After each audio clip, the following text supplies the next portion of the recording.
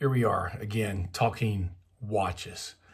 I've had a Rolex Datejust stainless. I really love that watch. I got that in 2008, and I told my wife I really wanted another Rolex, of course, and I really wanted this Submariner. Submariner was my next watch that I wanted really bad. So here it is. Got that for my birthday. I guess a few years ago. I'm not sure exactly when. That's my Submariner. Look at that. Isn't that a beautiful watch? Now let me take it off and show you.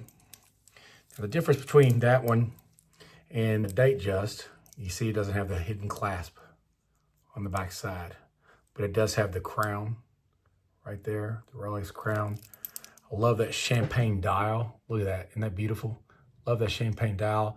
And it's got diamonds on each number of the dial except for the 12 o'clock, 6 o'clock, I'll be in the 3 and 9, and that's where it shows the date.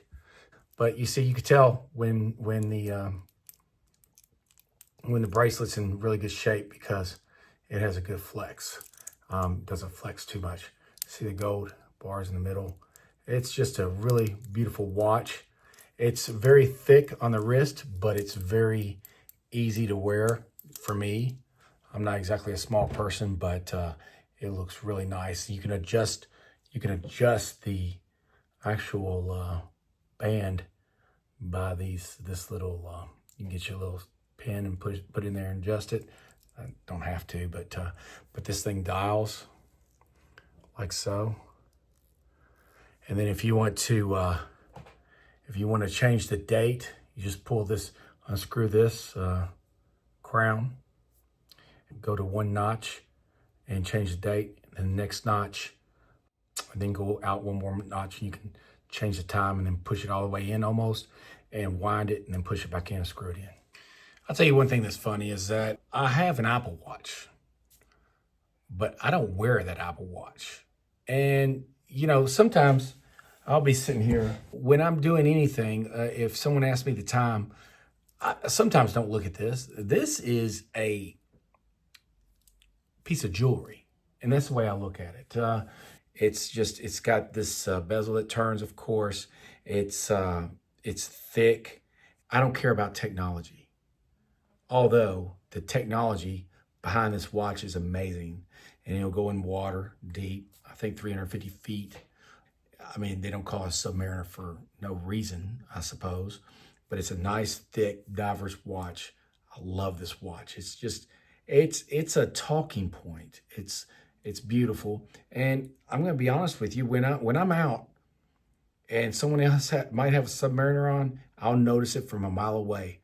I could see a knockoff. I could see these other watch companies that try to make them. They look like a Submariner, but I can tell by the second I look at it. I mean, just the elegance of a Rolex is amazing. Look at that thing. It's just all the way around. I mean, just it's just a beautiful, beautiful watch.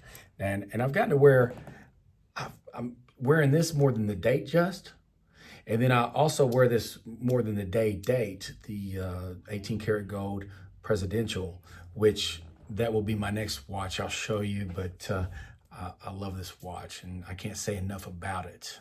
People may ask me, why do I want a Rolex? Why do I want, in particular, a Submariner? Well, number one, the demand for a Rolex is getting harder and harder, even on the secondary market, to find the exact Rolex you want. I mean, I had a very difficult time finding a presidential date that I wanted, or the Datejust that I wanted. And you know, say what you want. After you purchase these watches, if you put them away, I believe, you know, they just go up in price. Now, I'm sure it's like anything else, things level out, but over time, I mean, I just don't think it's buying a Rolex is never a bad purchase. I'm going to tell you, I've purchased I don't know, I've got a Swatch watch. What's that thing worth? Not much. I mean, but a Rolex, yes, it's worth a lot of money. But I mean, because I look at it as stocks. So if you want to invest in something, like I've invested in Rolex watches, or I'm going to invest in a Cartier. I think I'm going to get a Cartier watch, a beautiful watch. But I love watches. I love Rolex watch. I believe they're timeless. It's hard to purchase these watches at the retail level. I've been out and I've looked at a Rolex and I went to go pull the trigger. I came back the next day. It's gone, and you can't find it. You won't find it, and you got to hope that it comes onto the secondary market with the card, all the paperwork, box, whatever. I don't even care about that. If I can get the actual Rolex that I want, I'm not as big on getting the card and all that. But even though I have all that. But I love this watch.